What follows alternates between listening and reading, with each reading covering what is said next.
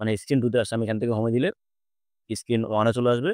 আবার নেক্সট দিলে আমার স্ক্রিন 2 তে চলে আসবে সে। এই ভিডিওতে আমরা দেখব কিভাবে HDMI তে আপনি মাল্টিপল স্ক্রিনটাকে অ্যাড করতে পারবেন। কেমন?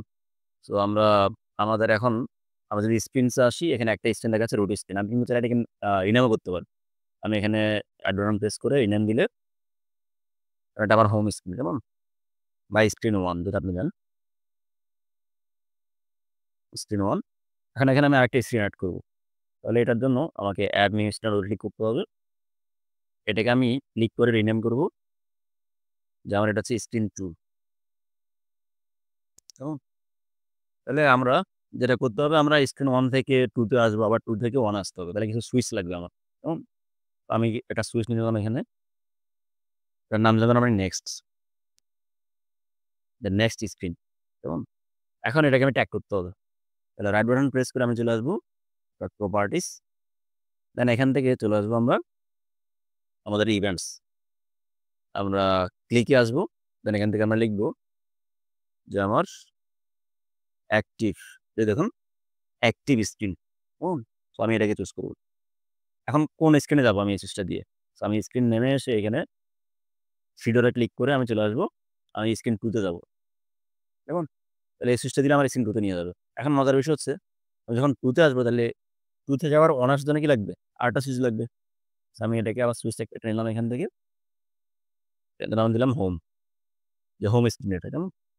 তাহলে এটা সুইচটাকে আবার সিলেক্ট করব। রাইট বাটন প্রেস করে আমি প্রপার্টিতে আসবো।